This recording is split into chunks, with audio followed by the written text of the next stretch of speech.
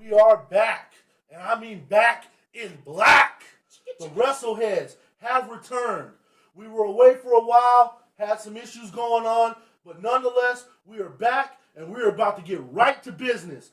Chuck the Night Train Jones, Chi-Town's finest, Jackson Heights' own, Randy Watson. We are now controlling our own destiny, people. When I say controlling our own destiny, we are controlling our own destiny. First of all, before we get started, I would like to thank Mayor McCheese Dog Productions for everything he did for us in the past. But now, from here on out, we are a full Wrestlehead production.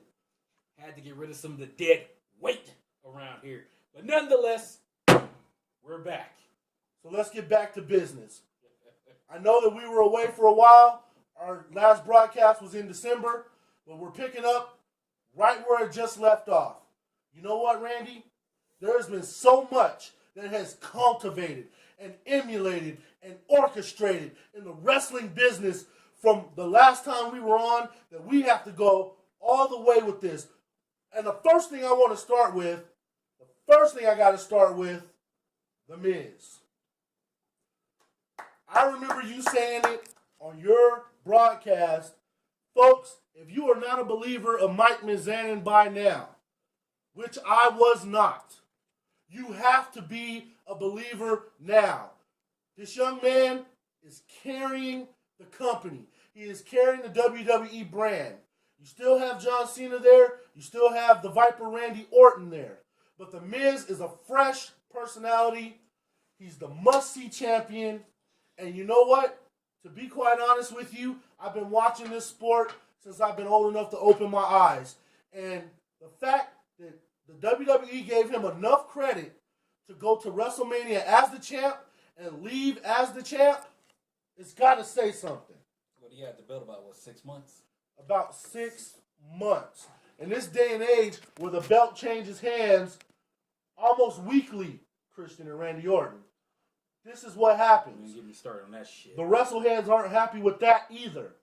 So let's give the Miz his just due. Shit. But go ahead. It was a crop. Oh yeah, parental discretion is advised. Yeah, this is not for children. I want to say that right now. Anyway. Yeah, this is not for children. This is not aimed. We are adults who love the professional wrestling business, and we are broadcasting to other adults who love the professional wrestling business. The Wrestleheads Facebook is still up. If you put in Wrestleheads, you will get our official information on Facebook. Getting back to The Miz. This is a great superstar who, in just time, if he stays on the right path, will be a professional wrestling legend. But it's going to take a lot. Speaking of legends, as we all know, we lost a great legend this past Thursday in Florida. Macho Man Randy Savage, Randy Poffo, real name, passed away. He was at the age of 58. From what we heard and what we read, like everyone else, he was driving in his car with his wife and kind of stirred off to the road. There's no official cause of death, but he's gone, and we are missing a legend. It's sad. It's sad that he died. It's sad, that he was away from the business. He should have been still part of the business. He could have been a broadcaster. Somebody behind the scenes with the intensity and how he worked in the ring. It was almost second to none. And he was a broadcaster. That's what got them. He has the talent. Well, he had the talent. He had the charisma. He had the energy. This man, folks, was indeed the total package. Growing up and thinking about how Ric Flair and Hulk Hogan was the main headlines of the professional wrestling business, I have to go out there and say that Randy Savage was also the professional wrestler that took it to the next level. And he carried Hogan's ass. Let's just say it. He carried Hogan's ass. No one worked in that ring like Randy Savage. And, he put himself through a lot of stuff. His energy, his charisma, he really busted his ass in that ring. His work ethic was second to none. His match versus Ricky Steamboat at WrestleMania back in the days is one of the greatest matches ever. If you don't believe me, Get on your little computer and YouTube it. Or what? Not only that. One of the best matches I ever saw from Randy Savage, Saturday Night Main Event, 1992 versus Jake the Snake Roberts, culminating their rivalry, which had Jake have the snake bite his arm, and Jake slapped the shit out of Elizabeth. It was all over. God rest her soul. God rest both their souls. They are together now as one. Well, we will get into more of Randy Savage, life and career, later on in the broadcast. It was definitely a blow to the wrestling community, and we are deeply saddened by this. Saddened, but angry at the same time. I think we can both agree. Agreed. Randy Savage should have been alive to take his induction into the WWE Hall of Fame. There was no reason why he shouldn't have went into the Hall of Fame this year, last year, year before. You can name it. See, I tried to be positive with this past WrestleMania. I'm like, okay, they put LOD in, fellow Chicagoans. They put Shawn Michaels in. That was cool. A dude the Butcher, okay. Sonny, it didn't start tailing off. I mean, Hacksaw could have waited. Bullet Bob Armstrong, I don't know what the fuck he did. He ain't did shit other than being the Road Dogg's pops and Brad Armstrong's pops. That's all I know about Bullet Bob Armstrong. Scott Armstrong. Okay. The referee. Anyway, moving on. But nonetheless, they could have put Randy Savage ass in there. And now, watch. I guarantee you. Watch. They go, wait, next year's Hall of Fame WrestleMania, they're going to be trying to put his ass in there. What kind of shit is that? They're going to put his ass in there when he dead. It don't mean shit then. He ain't going to be alive to fucking enjoy it or nothing like that. It's a fucking crock of shit. And another thing I didn't fucking like, they put some up on fucking WWE.com. I might cuss a lot in this because it's very... Very explicit. They honored him to a certain point, but see, I was so amazed with all the other media outlets, TMZ, ESPN, a lot honored him through there, and it was just amazing. That lets you know what kind of impact he made. But see, in the same, for instance, he couldn't get that same respect from the WWE. You know, maybe they might have something planned for him tomorrow on Raw, but nonetheless, they should have had something fucking planned for him. Because, I mean, he made an impact on this business. When you think of the wrestlers in the 80s, he was right up there and on top of the list. Upper echelon. Yeah. He was a household name. And like I said before, Hulk Hogan knows it. He carried his ass for a lot of that shit. And, you know, one of my fondest memories is going to WrestleMania 7 at the Sports Arena in L.A.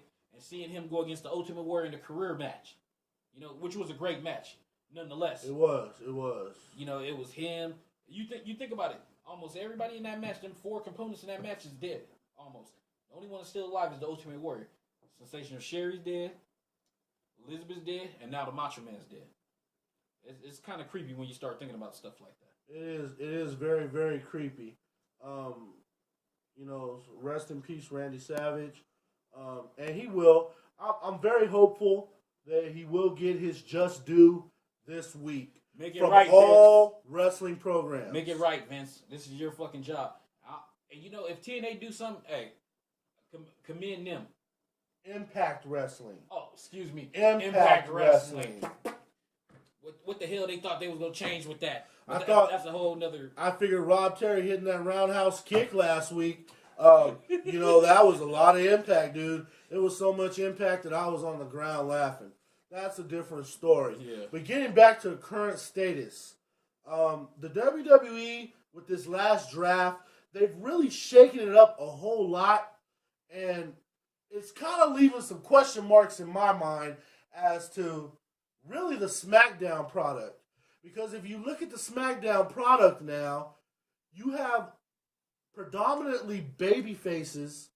You don't have the monster heels like you should have on that show, which is preempting me to say Chris Jericho's return is imminent.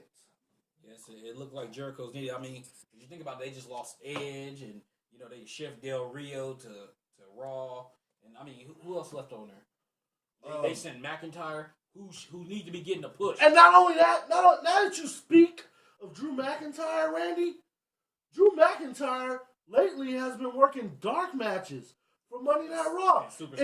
If you don't have room for him on the Raw roster, Send him back to SmackDown. We need to see that guy. That guy's a good wrestler, and with the right promotion and the right push, he really could be something. The boy got the goods. He has the goods. He didn't show he got the goods. All they need to do is push his ass.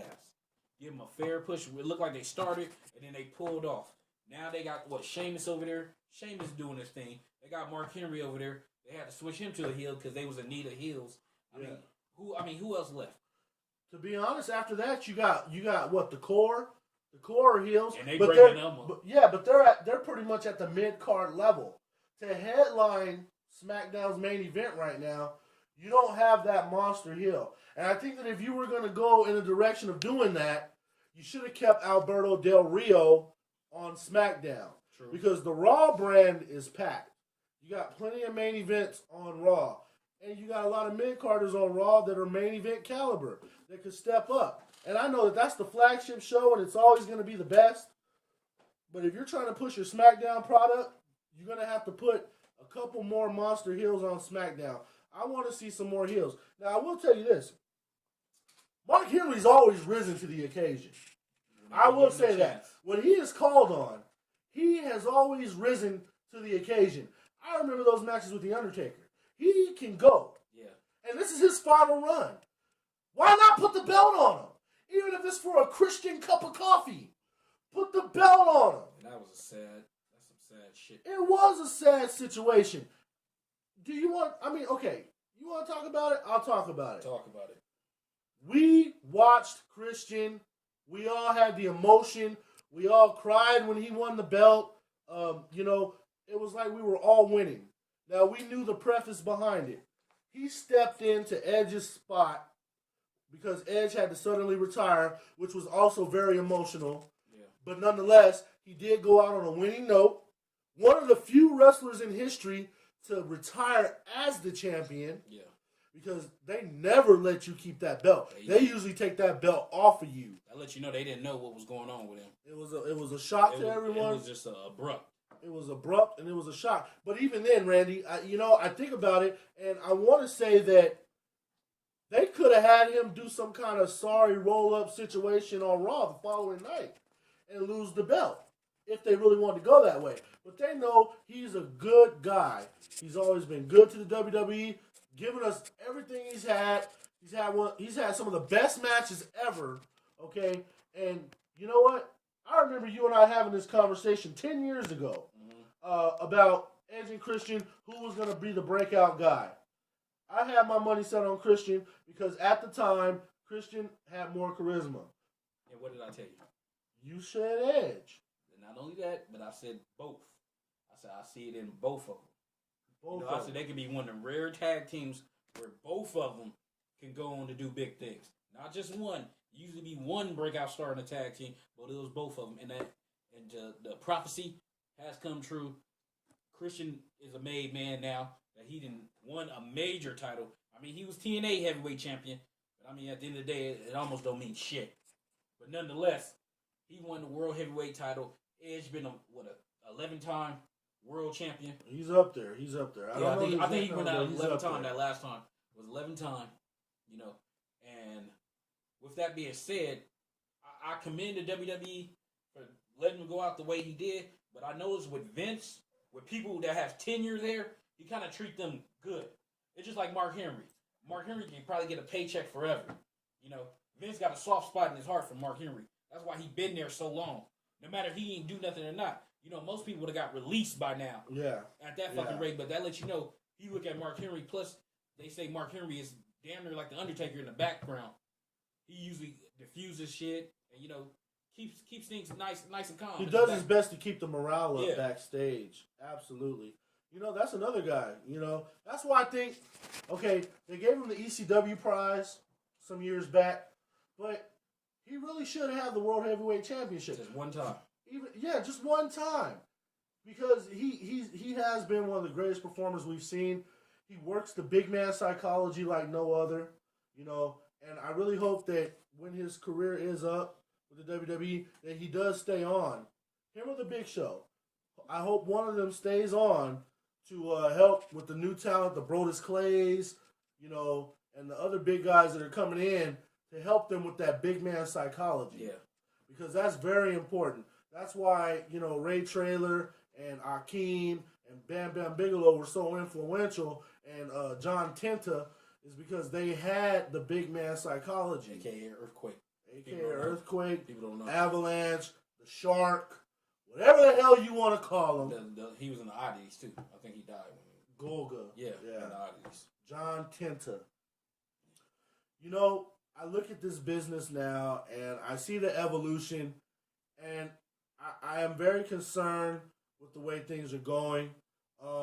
Mainly with the fact that there's been talk that the WWE wants to eliminate wrestling from the equation. We all know that good technical wrestling is a thing of the past. You're going to have to go on YouTube or look up your old videos that you've got to see some good, clean, technical wrestling. But wrestling is what brought us to the stage. True. You can't turn it into a full-blown soap opera without having the wrestling. The charisma, the look, the talent, okay, that's more than 50% of the battle. But you still have to get in that ring and perform. That is the one thing that I can say lately. They have these big build-ups to these big matches. And when they get in the ring, it's a letdown to me. Because you expect so much more because of the game that they've taught. I'm going to do this. I'm going to do that. I'm going to rip your head off. Well, I was going to say, not to interrupt you, but with that, it seemed like the WWE been working harder towards that. Now, that's like standard TNA stuff now. They try to do all this whole little build-up, and then when you see them in the ring, it ain't shit. In my opinion, it's both ways. Both sides of the fence have that problem. Because you know what? This past WrestleMania, I'm sorry. The way The Miz and John Cena worked, they shouldn't have been the last match of the night. The last match of the night, and you all know it in your heart, should have been the Streak. Triple H versus The Undertaker. They stole the show. Hands down. They bust their ass. The Undertaker damn near died out there, but nonetheless. I think when he got carried out, that was not part of the show. That was real. And Triple H, you give Triple H credit, he took it to his ass. And they took it to each other. And they probably had that little agreement, hey, we ain't holding nothing back. And you heard about they got fined. They threw head chair shots in there. He hit the Undertaker so many freaking times with that damn chair. He must have hit him like 16 times. I was having a flashback. I thought it was Mick Foley's ass getting clocked. You remember how Foley used to get his ass just blasted? Yeah, Mick Foley took a lot of... especially that one Royal Rumble from now he's running the network, so... What network? He's a network exec now, so... Boy, it's so sad. He's a network consultant over there. It's so sad. It's like, I swear it's WCW. Now they trying to retread ECW. It's like, they're running out of ideas in TNA, and it's some sad shit. It's like the fucking Titanic over there. It's just slowly sinking. Slowly sinking, indeed. And like I said, it's no longer TNA. It's Impact Wrestling. And we'll get more into that on the next section. We're back. Back in black. Been away for a while, but now we're back to tell it like it is from our perspective. Okay, we already went through that. Let's cut to the chase. Cut to the chase then, Randy. I think that, going back to this TNA situation, Impact Wrestling situation, there's a few things that's gone down in TNA, that I've been thinking about and kind of thinking about, and why would you get rid of Jay Lethal? Jay Lethal was one of your hardest workers. He obviously had fanfare. He obviously had charisma. There were some things he could have worked on, but you didn't give him a chance to evolve and reinvent himself. He did evolve. How did he evolve, Randy? He stepped up as a singles wrestler. He showed he had different personalities. After he got off the Macho Man, he did a little Flair thing, and then the boy could work in the ring. But it's like they gone into this whole WCW mentality where they want to bring back WCW. The shit didn't work once. Why would you think it'd work again? I don't know. I don't understand that shit. It doesn't work. TNA. Change your fucking direction. This is sad. We've been off for damn near 5 fucking months, and y'all having the same fucking problem when we was talking 5 months ago. More than that, I like to look at the positive side of things. And one of the things that I do see now that I did say back in our former episodes, it looks like Robert Roode may be stepping into the prime time. They're giving him a lot more mic time. They're giving him a lot of one-on-one time late in the show. And you know what? I've said it before. Robert Roode has the goods. He can lead the company. He's a fresh face. He's TNA bred. That was one of the main things that you had an issue about, right? Yep. Taking other people's superstars. Well, he is your own superstar. And you telling me the fans wouldn't love to see Robert Roode get that championship title? I know I would. I mean, for one, I'd spend money to watch a Robert Roode main event. Because you know damn well when he gets out there, he's going to break his back and he's going to do whatever he has to get the crowd over. True. That is very true. I mean, he's starting to show that he has a personality, which is a good thing. He can work in the ring, which is a good thing. And I mean, now that he's getting the exposure to show what he can do, and I mean, you got him working there with Ric Flair, them going back and forth. I mean, that's good. And speaking of not getting off of that, I'm tired of him taking out Ric Flair. I'm tired of him hurting the dude. He got a fucked up shoulder, but you still got this fucker going. This dude is damn near 70 years old. He got to be, what, 65? I mean, he's up there. He's ready for his AARP card. Yeah. And at the end of the fucking day, you still got this dude doing all this stuff. It don't take Ric Flair getting his ass kicked to put somebody over. It really doesn't. And that is so sad. You don't see Hogan's old ass out there. He barely can fucking walk with a super back brace, walking up tall, still talking about brother this and brother that. Son, it's not the 80s no more. You know what, though? It's funny that you mentioned that about Hulk Hogan, because I did read something that Hulk Hogan was working an independent show where he was actually physical, where he actually worked. But you can't do nothing on the show that they paying your ass millions of dollars to work on. You can't do nothing physical with that, but you want to do something. What was that? Eric Bischoff, a little independent shit? I'm not sure which promotion it was, but I did hear about it. And the funny thing about that is Hulk Hogan is, he is what he is. Doing anything for a paycheck. And he's a name in the business for sure. Ric Flair is a name for the business for sure. God! But I don't have a problem with those guys being there. I don't have a problem with those guys being on the mic.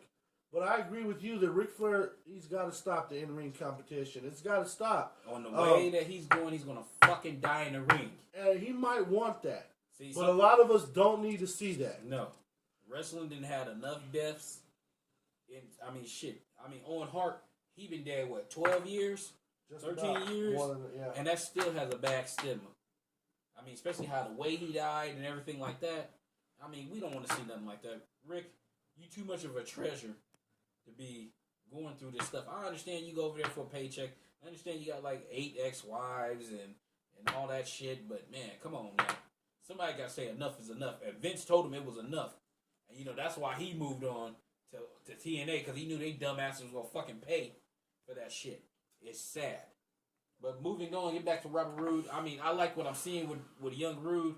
And, he looked like he got the goods. And I'll tell you what. He was good before he got in that Beer Money tag team.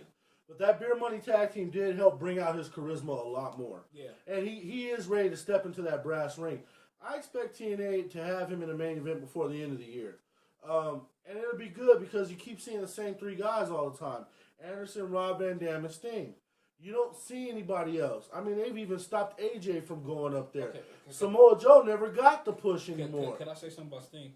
I've been having this bottled up for months. Sting, you son of a bitch. Let me tell you something. You had a chance to go to WrestleMania against The Undertaker, and you fucking said, fuck the fans, and you said, oh, let me stay over in TNA. Let me go do the same shit.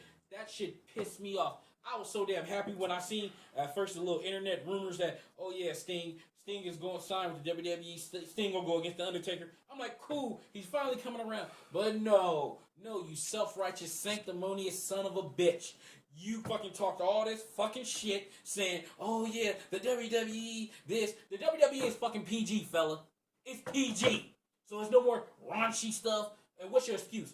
You know what's your excuse? You're a fucking coward. You're a fucking coward. Because you don't think you could hang. And I mean, The Undertaker's, 5, 6 years younger than you? And I mean, shit, The Undertaker broke down and you can't work, but you want to talk about you doing this shit for the fans? No, you ain't doing that shit for the fans. You doing it for your own selfish ass, you piece of trash. Go ahead. Now, I'm going to go ahead and say this much. I respect Sting and I respect his career. But at the same time, there is nothing more that you can do in TNA. Nothing more. You can't save them. And it's not like the WWE was going to have you, you know what? Working 300 days out of the year. The deal could have been simply this. Hall of Fame. You take the match with The Undertaker, right? WrestleMania. You take the match with The Undertaker. He's got to be one of the easiest guys in the ring to work with. He's going to make you look like $1 million. You're going to make him look like $1 million. That could have main evented our WrestleMania this past year. There ain't a wrestling fan in the world that wouldn't have spent their hard-earned money to see that. Who didn't want to see that? The people was crying for it. That people was telling you. And you just go say some fucking lame-ass fucking excuse talking about, oh, well, I wanted to come back to TNA. What the fuck can you help TNA with? They a sinking ship. You can't do nothing. You could have been over there. You could have been, even if you worked one match in the WWE. One match. The fans would have loved it. You would have been. It's something for wrestling, period. Fans. Yeah, fans. It's something for wrestling, period. This goes beyond your feelings about the WWE, your feelings about going up north, your feelings for working for Vince McMahon. This was all pushed to the side.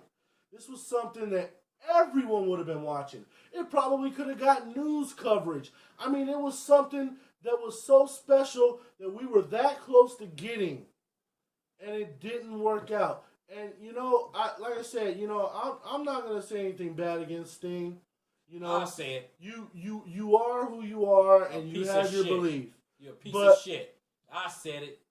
It ain't PC, but you're a piece of shit, Sting. And it's like I grew up liking this dude, and and I kind of understood. I mean, I'm a WWE fan. You was a WCW fan. I understand what his concerns was. They was too raunchy and all this shit. I understand that. But I'm like, it gets to a point, you older. You're supposed to be thinking about the fans. When you get to a certain point, a man of a certain age, so to speak, you're supposed to start thinking about the fans. The fans that you claim that you love and you respect. The fans that put food on your family's table. And I mean, damn, you had to do one fucking thing. Work one time. I think Vince wouldn't have told you, oh yeah, you got to get in a long-term contract with me. Not even close. The only kind of contract he would have said, he probably would have gave him a legend deal. He would have got to make a real DVD about his career. Yeah. A real DVD. Because not some TNA fucking knockoff. It is very hard for TNA to make the Sting DVD. They ain't got their hands on none of the footage. Yeah, WWE owns the rights to all of his best years. There was so many things that could have been marketed, so many things that could have been produced from the move. But nonetheless, you know what? There wouldn't have been a fan out there that wouldn't have marked out for that match. That match would have got. Shit, we was talking about renting a fucking U-Haul truck if fucking Sting was going to the Hall of Fame or going to motherfucking WrestleMania. Absolutely. We're out here in California, folks. California. And I'm going to tell you right now. That shit was in Atlanta. And I'm going to tell you right now, if Sting was on the card, I would have found a way to be there. For him and the dead man? I would have had to be in the house. I was going to rent a U-Haul and drive out there because that is something that you would definitely want to see live. I don't know what it is or what it was. I'm gonna work with Jeff Hardy. And it's over now. He want to work with Jeff Hardy. Don't get me started on Jeff Hardy because I don't know what the hell his problem is. And I really hope that he is going through rehab. I really hope that he is getting himself together. But it is painful to see someone that is so damn good not being used because he can't even hold himself on the damn pay-per-view. That last pay-per-view where Sting just wrapped him up and beat him like that, how many of you guys spent your hard-earned money to watch that pay-per-view to see Sting and Jeff Hardy actually go at it? And you didn't get a chance to see that because Jeff Hardy had to have someone carry him to the curtain. He stumbled down the ropes. And this is where you do have to give Sting credit. Sting pulled a veteran move by holding him down for the pin. Not letting that match go any further than it needed to because Jeff was obviously in no condition that night to work. That's what you wanted to go back to seeing for, huh? Pending drug addict. Huh? That's what you wanted to go back for. Yeah, this was this big ass fucking. You took your time and you did all this shit, and then you had punk ass TNA trying to mock the fucking Undertaker's. What was that? The two fucking 22 or where the fuck the day was. Yeah. Trying to mock that shit. See, TNA, you need to worry about your own shit. Stop mocking. Stop talking about the WWE. Every time they get a fucking chance, they always bring the WWE, and the WWE act like you a fucking fly, like you insignificant. But getting back to finish that stuff up, and I'm sorry I have to get on a side note, but we've been off so damn long. That shit was built up in me, and I had to get it out. I've been telling this dude, I said, if we ever come back, that's going to be one of the first things I fucking say, is talk about fucking bitch-ass Sting. And you're a bitch. A B-I-T-C-H. He's speaking out of anger because, again, this has got to be the way a lot of wrestling fans felt when that decision went down not to do the match with the Taker. I need a lighter. But when it comes when it comes to Impact Wrestling itself and the way things are going over there, yeah, I don't understand it. You got Christopher Daniels working 3 or 4 times a night under 3 or 4 different masks. Fucking ridiculous. And stuff like that, There's no reason why he's out there working a match as Suicide. Stop laughing. There's no reason why he's working a match as Suicide, and then 10 minutes later, he's out there as himself, working a match again. And that brings me to another point. People mocking other people. Amazing Red is that luchador guy that they got that's supposed to be like their Sin Cara. Sargento, like the cheese, or Sargien, whatever the hell his name is. You know what? I give Amazing Red credit because he's got to do whatever he's got to do to stay on TV. To get a but paycheck. It's no secret. Everyone knows it's you, fella. And you really shouldn't mock Sin Cara like that. Like, I know it's not his decision, his Impact Wrestling's decision to do it that way, but get yourself a real luchador. If you want to do it that way, Mexico, AAA, CMLL, they are filled with talent of people who would love to come over and work. Just like the WWE and Triple H took his ass down to Mexico and got Sin Cara, you can take your ass down to Mexico and get somebody else. See, that's what I'm saying. They do shit. It's like they take shit for a joke. Instead of taking it seriously, okay, they got Sin Cara. Well, let's go make up fucking Happy the Luchador or whatever fucking name they can fucking come up with. Let's put Amazing Red in a mask. Exactly. And get him wrestling. You son of a bitch, this is so fucking cheap. Where you got people coming out 2 or 3 times.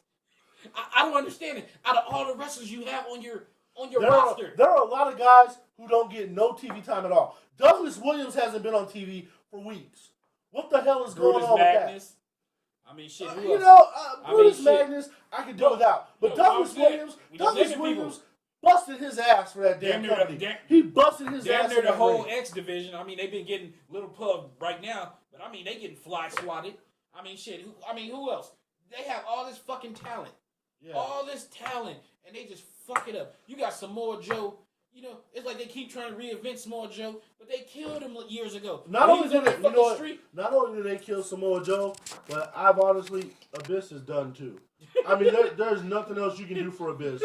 You've already ruined them, So if you have a chance, Abyss, to get that call to go to WWE, even if it's just for a mid-card, go. Take it. Go. Get the hell out. Because, there's nothing else left for you to do. They was playing when the ship was going down. I don't even think that they're going to give him another championship shot. And that's one of the guys who broke his back for that company. I mean, bleeding left and right. Barbed wire. We saw it live.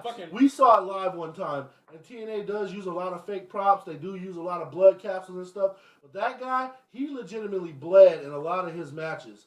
And barbed wire. It's bad. He has a tattoo and a fucking barbed wire to cut up his tattoo. Cut it up. He done bled and everything for a fucking company, and where did they get him? No, you still got the old Mr. King of the fucking mountain, Jeff Jarrett. I mean, the only good thing about Jeff Jarrett... Don't get me started. The only good thing about Jeff Jarrett is seeing his fucking wife. Or seeing Kurt Angle's ex-wife. Either fucking or. I mean, that's the best part of seeing the good old King of the mountain. The one thing I will say about Jeff Jarrett, I'm happy they got away from that MMA horse shit. Oh, God. Because you remember how angry I was about that. I didn't like that whatsoever. I thought that was a big box of rice-a-roni. That was just terrible. But you know, the one thing that did come out of all of this, they somehow got China to come out of retirement. Fresh off the porn tape, she's back in the square circle, and she went to TNA. And I gotta tell you, Randy, she didn't look that bad out there. You said they got to come out of retirement. The broad needed a paycheck. She probably would have did a porn for probably what's that, $100 and a pack of Newports. It didn't fucking matter. She needed fucking money. That's what anybody that go to TNA that ain't been in the business. They need money. They go over there. TNA's dumb enough to pay them. I give them credit. It was not seen. You wouldn't have seen them bringing her. They was talking about bringing that big ass with that 6'9". ISIS the Amazon. Whoever the broad that was on fucking NXT the broad season. I mean the female season. Excuse me. And that couldn't cut the mustard. Yeah, that was definitely that's a big ass waste of space. That was definitely a curveball. But you know, when I look at the Impact Wrestling, you know, Impact. Oh my god, that's what it's called now. It's not TNA anymore. They felt Impact like because nobody took TNA seriously. I'm sorry, son. Nobody gonna take any of you seriously. As long as they know old Dixie's running the company, nobody's gonna take it seriously. Now they got they set with Blue trying to look like a fake ass Smackdown now. I mean, this what it came down to is Impact Wrestling. Oh yeah, people really gonna recognize y'all. You know, it's TNA. No, excuse me, it's Impact Wrestling. Which one is it? I don't know. Well, it's a crock of shit. Well, it appears to me that the product is now Impact Wrestling. Look like Joe Boone needs a refill. Yeah, please give me another. Give him another beer. The thing is with this Impact product, and we'll wrap it up with these guys. They really do have the know-how, and they have the right of way to go the right way. But you know what? They've done it for a few months now. The main event that they have set up between Rob Van Dam, Ken Anderson, and Sting, it is time for something new. Thanks, bartender. It's time for something new. Yeah, thanks a lot. It's time for something new over there. They need a fresh face. And I don't think Robert Roode is enough. I think that you got to get somebody else in there. It looks like they're pushing that Crimson guy. Yeah, I was about to say. They're pushing the Crimson guy. They're trying to wrap this up. It look like they pushing him. He gonna be they big hope. You know, it look like that. They trying to put this Samoa Joe record kind of thing going. Anyway, they trying to push this fucking Samoa Joe kind of thing with the record shit going, and you know, it's like, okay, how many times you gonna fucking do it? Either him or Goldberg. I don't know.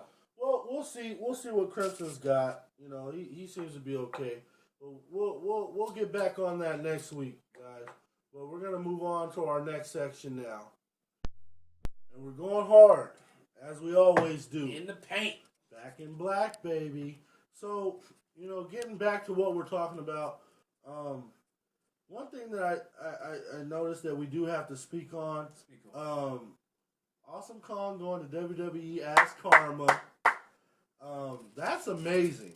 And, you know, she must really be good. I mean, if you really think about it, she doesn't fit the diva profile at all. Nowhere close. You can't deny talent. She has a natural talent for the business. And I gotta say, I really like the way the WWE is marketing her and bringing her out and making her dominant. It's only a matter of time before she's on a crash course with Beth Phoenix. I think that's a WrestleMania match. That's possibly either Beth Phoenix or Natalya or who's left? As far as dominant divas, that's it. There ain't too many left. And I mean, with the whole build up and then have her come in there and cream Michelle McCool's ass on her way out, it was fucking brilliant at the pay-per-view. It was a surprise. Nobody seen it coming. I was thinking maybe she might come at WrestleMania or maybe that Raw after. And it's like they took their time. You know, they did the whole little build up with the little baby dolls and all that shit. And, you know, how it turned out, it's a great product. And now you got her just mowing all them broads down. And I mean, she mows them down. Yeah. And I mean, she ain't even, you think about it, she ain't even been in a singles match yet. They just got her just mowing their asses down. Yeah, and you know, that's fine. You know, you want her to come out, you want to give her a strong showing because that builds up the whole thing. who's going to beat her, who's going to take her out. You know, it's typical wrestling psychology at its best. So we're all going to be keeping an eye on her. You know, she looks good. Also, the WWE, they brought in, like we said, they brought in Sin Cara from Mexico. He's starting to come along a lot better now. At first, when I first saw him, I thought maybe they brought him up too quick. The trampoline entrance wasn't working in the beginning. But he looks like he's starting to settle in now. That probably was just nerves. Folks, I want you to know, I mean, looking at it, you can tell that there's definitely a communication issue sometimes with him and the wrestlers in the ring where he's trying to call the spots with the guys and stuff. But I'm sure they're going to get him some Rosetta Stone and get him some English and get him going because that guy, he really wrong with people that don't speak full English. No, he has a lot more to give us, you know, and he's been spectacular up until this point. And you can tell they're trying to build him up so that when Rey Mysterio walks away, whether it's next year, you know, I think it'll be next year, probably late next year. I think he got a good, what, he about 35? He probably got a good But he has a lot of injuries in that knee, you know. He got a good 2 years left. You know they're going to culminate with a Mysterio versus Sin Cara. Which they should do it next year at WrestleMania. It should probably be at WrestleMania. And you know that's going to be a strict Lucha Libre match. I wouldn't even be surprised if WWE brought in that second referee, the one with the black shirt and the headband and stuff, and they go completely Lucha with that match. Nobody will give a damn because they know those guys are going to get in there and they're going to bust their ass all the way through. And Mysterio speaks Spanish, so they can call the spots clean and crisp and clear. The match with him and Chavo Guerrero at Over the Limit, it was a decent match also because Chavo, you know, he also speaks Spanish, so you can call the spots with him and this and that. But he could work. Yeah, you know, it's nice to see that kind of stuff that, you know, this is all Triple H is doing. And I give him credit for that. You know, seeing that international talent needs to be also on the stage. He's starting to show that he got a knack for the business behind the scenes. Yeah. So basically, the WWE is gonna be in good hands after Vince. Whenever they probably have to pull his fucking death grip from his ass. Yeah. And it's gonna be left to basically look like him and Stephanie because Shane didn't walk away. So it's gonna be in good hands, and I think they're gonna take the company in a different direction. It might be more wrestling driven, you know, stuff like that. But it's like right now they got to do the character stuff because you know the WWE has goals. They're working for the Physical Hall of Fame. They're working on getting the network up and running. So it's like, you know, they're gonna be doing different things. But getting back on the wrestling note, Sin Cara, I mean, you know, I was like, I don't know, and then you know, it's like he kind of started wearing on you, like, okay, you know. He looked like he gonna be something different, you know, with the little entrance and the fireworks and all that, and then him working that little fast style. It looked like, you know, it's gonna turn out good. And, I mean, Triple H is already on he 1-0 right now. Yeah, that was a great addition to the company. It brings a different spectrum. It brings a whole different level of fans. And he's gonna get the kids. Yeah, with them damn masks. Sin Cara, he's a good worker, dude. As long as he keeps himself up, keeps his body up, you know, he's going to be in there for a while, and he's going to be one of the mainstays. He's going to be okay because, I mean, he got a fellow Mexican, basically Mexican, Alberto Del Rio. Yeah. I mean, there. And, I mean, see, they're just doing good with the little foreign stuff because Del Rio's a hit. I mean, you know, he haven't done nothing wrong. No. Alberto Del Rio, you know what? Alberto Del Rio is a solid worker. He's got good charisma. He's got good heat. He won't disappoint you in the ring. It's only a matter of time before that belt graces him. Yeah. But again, like I said, you put him on a Raw product where it's already stacked to begin with. I think he could have did another year on Smackdown before they brought him over. But yeah, the whole concept with him is working out. But let me talk to you about a brother that they did a character change with. And at first I didn't know if it was going to work. But I'm starting to like it. You know him and I know him as R-Truth. Ron the Truth Killing. What's up? I love the heel turn. I love the fact that he's just being able to say what he wants. He's going to give you 110% in the ring. And that motherfucker's in the late 30s. Yeah. And he's getting his shit done out there. Yeah. You know what? I like that guy. The only thing I don't really like so much is him talking to himself like he's a psychopath or something. Ain't nothing wrong with that dude. You know, I know it's the character and it's something that you got to do for the time being, and this and that, and it will get over. You know what I mean? But what he's doing right now, it's really good. Like the way they're pushing him. If they needed to, I know they probably won't, but if they needed to, he can step into a main event. This guy, as far as African American wrestlers, if you ask me, with this charisma move, he's pushed over Kofi Kingston. Yeah, Kofi stalled right now.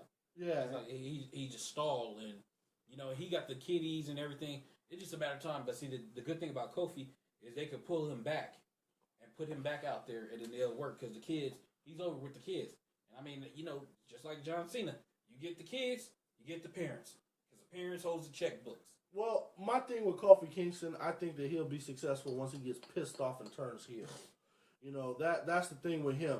Once he stops being that smiling dude that's out there all the time and get pissed off because he's not getting the shot, like R-Truth, then you will see something very spectacular out of him. Because again, that's another guy. You get in the ring, he doesn't disappoint. Now let me ask you, what is your opinion of Ezekiel Jackson right now?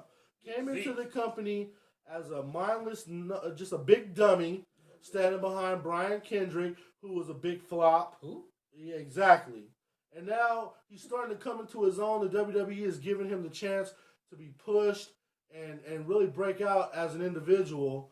What do you see for him in the future? As long as he stay on the path of this, if he what are you talking about, the domination? If they keep him on that domination, I mean, they already did good, like having a manhandle Big Show and Kane, and I mean, if they just keep him on that path, I mean, he could be world champion. I mean, he get the talking down. Like, see, when you remember in past episodes, I said a manager, he's a perfect candidate for getting a manager. You let him talk a little bit, but then you have a great mouthpiece, and let him get a mouthpiece. And they talking about they supposed to be going back to managers in the WWE, which that's like one of the first people they should start off with. Get him a manager. Yeah. I'll tell you, those managers, those sidebar guys, you see it with Alex Riley and The Miz. They really do help pump the superstar up, and they do help build the superstar and to that next level. Heat. Yeah, they deliver a lot more heat than what maybe the typical wrestler could do on his own. Because I'll tell you right now, Ricardo Rodriguez, when he hit that drop kick on what's his name on that Monday Night Raw, I'm thinking, oh hell no. It's going down. But see, he's perfect. He's not even Del Rio's manager. But he's perfect in his little heel role. He pisses everybody off when he start going to Espanol, and start saying all that other shit he be saying. Yeah. But it works. With him and Del Rio, you combine that, it adds up to world champ.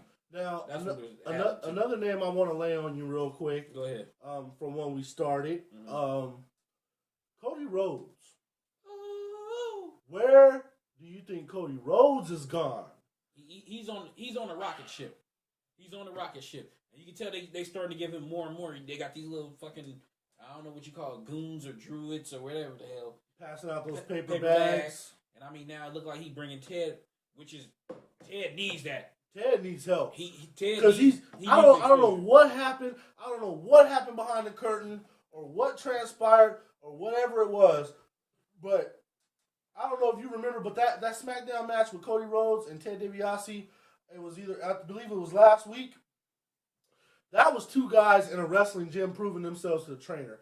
It was crisp, clean, fast, from beginning to end. They told the story. They got the hell out of the Dodge. In my opinion, they had the best match of SmackDown last week. I mean, you can't. They worked hard. Sin Cara and Daniel Bryan, another underutilized talent, but Daniel Bryan is good nonetheless. No, they were good, but you can see it in that match. Back to what I was saying, that the communication is not there. Yeah, it's hard for Daniel Bryan to call a spot with Sin Cara because Sin Cara doesn't understand English that well.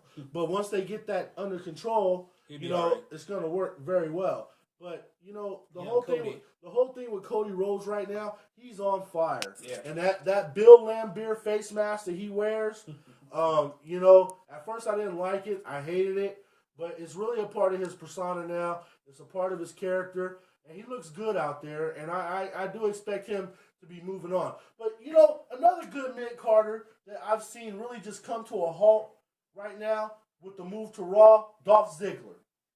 Dolph Ziggler was on his way.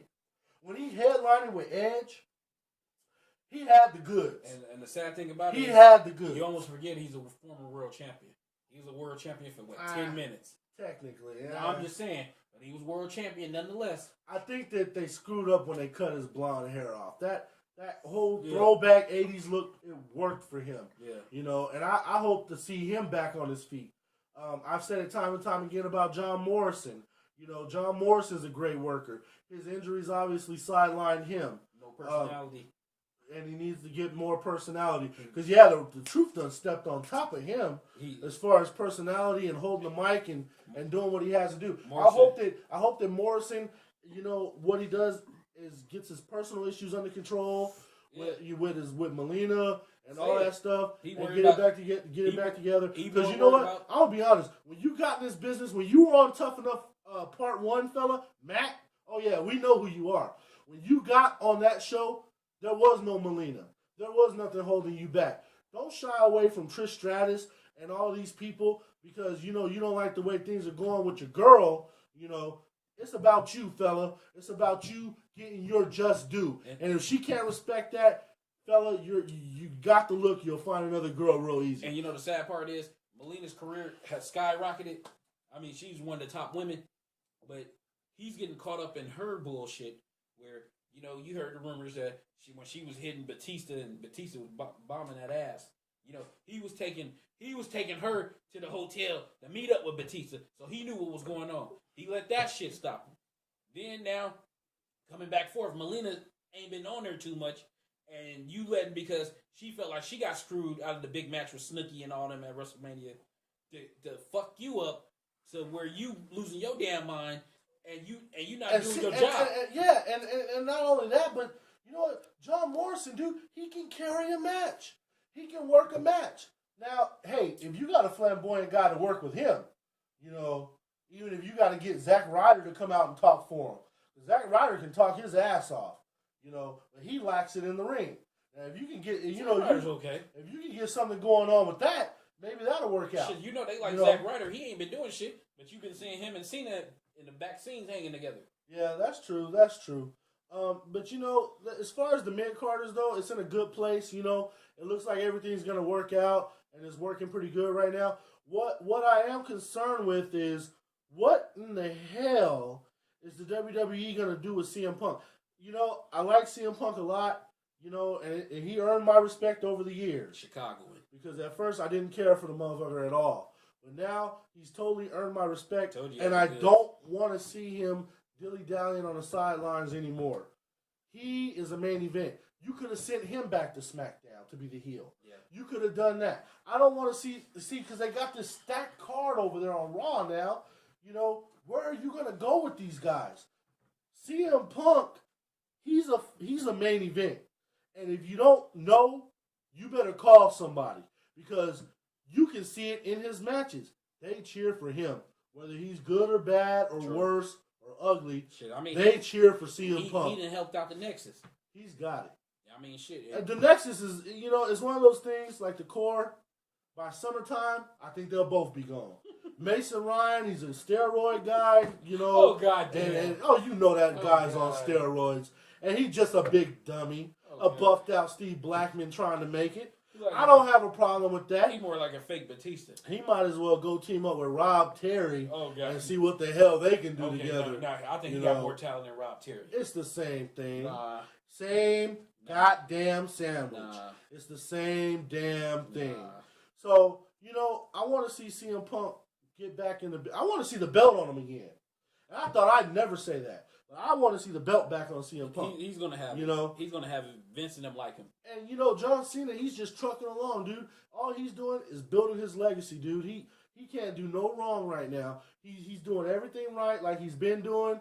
And, you know, he's handling his business very well. And you see they got this... The Rock came back, and they got this big old thing with him and The Rock now. I mean, how big are you to where you're showcasing your match a year before it takes place? Wow. That's some serious shit right there. That means they really got a lot of respect and a lot of hope for this match. But I'm going to tell you right now, and I'm going on record, they better not disappoint me at next year's WrestleMania. I will not stand for that shit. The Rock's training. We'll be all over this bad boy next year. Cena's going to be there, you know, and I give Rock much respect for coming back home. Dude, You saw the tears in McMahon's eyes when he came back. Oh, my old cash cow done came home. It was very emotional. I mean, and The Rock's on a fucking roll. He was in Fast Five, $100 million movie. I mean, shit, he came back to wrestling. It's like it's all peaking at the same time. And as a wrestling fan, I gotta tell you, that Fast Five shit, that was horse shit. Vin Diesel don't even stand tall to The Rock like that. It was a good. Okay, It was a good. I understand. You want to, he's the character, the lead character, whatever. He don't stand eye to eye with The Rock. He kicked Diesel's ass in most of the movie. Well, I'm just saying. But nonetheless, I give him credit, and to get on a quick little side note, I give him credit. At least he was man enough to come back. Sting. But anyway, moving on. Now, one more thing I want to talk about real quick. WWE Tough Enough. That's what I wanted to get to. The concept is working. I like it. The show is working. You know why? Because it's gritty. It's tough. They cuss. They do whatever they gotta do. Steve Austin will tell you, get your motherfucking ass out of the ring. Who was a perfect? I mean, he was the perfect. When they cast him to be the host and the controller, it was perfect. They brought Bill DeMott's big ass back. They brought Trish in there. Even Booker T sometimes. But like I said, before you had to go get Hugh Morris, it would have been good to see either Steve Regal step in there or Hardcore Holly step in there. But he's doing all right. He's an established trainer. He cranks out the talent. It's a decent show. It's the first season. It's more than decent, and you can't just call it decent. It's more than decent. I mean, if I'm sitting back waiting to see the fucking episodes before Raw, and I want to see that, and that lead me into Raw, it's fucking great. They're doing a good job. That was a great retread to bring it back. Great idea, Vince. Good looking out on that. I thought it was great. Yeah, it's a good ass show. Yeah. All right, we'll be back. What about the Chicago? Oh, we'll be back. Yeah, we're gonna say that for the last part. We'll be back. All right. We're going to wrap up our show, give you a quick recap of WWE Over the Limit tonight. Basically, no titles changed hands tonight. Typical results. No surprises. Yeah, I mean, R-Truth was victorious. Rey Mysterio. Yeah, Sin Cara was victorious. For Chavo. The Brie Bella, she retained her title. I didn't even know she was a champion. It was rough to find out. Randy Orton kept the belt against Christian. It's a crock of fucking shit. I really wanted to see that belt go back on Christian. I thought that maybe they took it off of him right away because they were going to give it to him right back to start building his championships. 2-time champion, 3-time champion, and so on and so forth. But no, they kept the belt on the Viper, and it's a different Viper these days, folks. If you watched this last Smackdown, I don't know what to say about that RKO on Mark Henry, where he did the two-step, the RKO, the Jean-Claude Van Damme jump, and the fist pump. Totally out of his character. But you know what I'm thinking? I'm thinking that he's playing a game right now. I think they're going to have him do this and be so liked and so loved, and he's going to turn his back on everyone. It's only a question of when it's going to happen. Also, the Kiss My Foot match between Jerry Lawler and Michael Cole, and I really hope that's the end of their horse shit. Because that is so damn stupid. Now, I will say this. Michael Cole, he has a lot of charisma and stuff like that. He done came around. You're beating a dead dog now. I mean, it's over with. Talked about his dead mother. She can't even rest in peace. You got throwing in his face. You got Brian Christopher fresh out of fucking rehab over there fucking, I don't like you, Dad, this and that. And if it wasn't for Jerry Lawler, the motherfucker wouldn't even been significant in the first place. Lord knows, Too Hot Scott Taylor, Sky Too Hottie, was the one that carried that fucking tag team. Back then. It was both of them. He carried that damn tag team to the team. Get him a side note, Brian Christopher, you got to give him credit. He didn't use his pop's name. He went under his own accord. Even though everybody know that was, you can look at him and tell him that was Jerry's kid. Yeah. So to speak, shout out Jerry's kid. Well, but nonetheless, you can tell that was his son. Yeah. And he tried to make his own, little trailblazing part of his career. So, the Kiss My Foot match was it was alright. It was what it was. Who won? But you had the Kiss My Foot alumni. Bret the Hitman Hart stepped back in the ring. And you know what? I remember the first Kiss My Foot match where Bret Hart drug his foot through the pigsty and all that stuff. Apparently, he was on Lawler's side tonight, so he helped him get over and this and that. In the I Quit match, John Cena made The Miz say I quit. Big surprise. I mean, it would have been cool if they would have put it back on The Miz, but I think Cena's gonna. I think honestly, Randy, I think Cena's gonna keep the belt to Mania to face The Rock with it. That would be a crock of shit. Nobody want to see that. Because why would you try to put, let's say hypothetically, The Rock beat him? Okay, The Rock's still a fucking actor. He ain't coming back to wrestling full time. It's gonna look like a fucking joke. What they need to do, you get that fucking belt off. And I mean, I know Money in the Bank's coming, so you don't know how that's probably be a way to get that belt off of Cena. Yeah. So I mean, we'll see. We'll see how it all works out. This week coming up, I'm gonna just say it right now. Every wrestling show better be dedicated to the Macho Man Randy Savage. I better see a lot more than what I've seen on the internet and broadcasts and stuff like that. I want McMahon at Raw. And I want to see him pay homage to the man that busted his ass for him, no doubt. Macho Man Randy Savage. Yeah. And Impact Wrestling's probably going to do something. WWE's going to do something.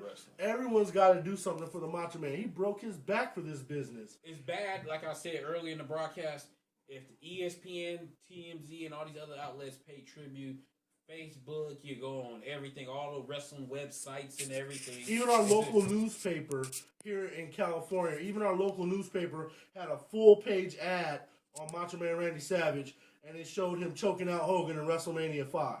I mean, you got to give that man that much respect because he really is a legend, and he deserves all the kudos, and it sucks that he had to die for everybody to wake up and realize that how important he was. Yeah. But nonetheless, that's what happened. But that lets you know what kind of impact he made. If he's on ESPN, ESPN at the bottom of their little screen had Macho Man, and damn near every show they had talked about him. I mean, that lets you know he made a major impact. Impact people didn't realize because it was them people that putting that shit on there was wrestling fans back then. But nonetheless, not to be moving on in our little broadcast. I just hope they give him his just due. And I think they will. I think they'll rise to the occasion. Dedicate the show to him, because if they don't, they're going to get blitzed. And I damn sure you can bet your ass, if they don't do that shit, they don't get that shit for the Macho Man, you can guarantee your ass the next kitchen bitch will be WWE and Vince McMahon. Bet on it. Speaking of kitchen bitches, yes, the kitchen bitches are still alive and well. Return. And this week my kitchen bitch, since we haven't been on the air a long time, I gotta boast my frustration a little bit. My kitchen bitch is the Miami Heat in the NBA. My kitchen bitch is Dwayne Wade, fucking that son of a bitch, fucking pulling down my point guard because I'm a Celtics fan. Helping break my guy's elbow, hyperextending his forearm and stuff. He could have just fell straight to the ground. He didn't have to fucking grab Rondo and pull him down, but he knew Rondo was a force to be reckoned with. So I'm going to tell you like this. You know what? You make your bed, you lie in it. You get hurt, damn it, it's just going to be the chickens coming home to roost. That's what it's going to be. Because you know what? You can bet your sweet ass the Celtics aren't finished yet. And we will be back next year. But I like the fact that the Lakers are out, and so there is no threat to our championship glory. Let these teams battle it out and do whatever the hell they got to do. So now I'm going to turn it over to Chi-Town's finest because I think you know what his kitchen bitch is going to be. If I'm talking about Miami Heat and his Bulls are playing against the Heat right now, take it away. First off, I wanted to say the Chicago Bears had a great season until Cutler went down with his knee injury. We will be back. But moving on to another Chicago side note. We have the NBA playoffs going on, right? The Eastern Conference Finals. Game 3 just happened tonight, right? And you try to think, when you look at the playoffs, and you be thinking, at least you hope that officiating be fair, not no fucking, Tim Donaghy kind of shit be going on. And it's been happening this series. Tim Donaghy, the corrupt referee that was wagering on the games, he was officiating. The one that screwed the Sacramento Kings, basically you can say out of the championship that year, what was that, 2002. But anyway, moving on. These motherfuckers tonight called so many ticky-tack ass fouls. They screwed the Bulls out of another win. They did this shit in game 2, and I got up on my Facebook and said something about it, which I did tonight. These motherfuckers sat there and screwed my team. They know the fucking Miami Heat can't beat us without no fucking help. Okay, tonight, bitch, Boss Spice had a fucking game. Whoop-de-doo. Nobody gives a fuck about Chris Bosh. We'll let that motherfucker score 40, and we still beat their ass. But we can't beat them if these sons of fucking bitch, punk-ass, cock-sucking motherfucking refs sit there and try to fucking screw us. You know, parental discretion is still advised. Nonetheless, we can't win if these fucking refs are screwing us.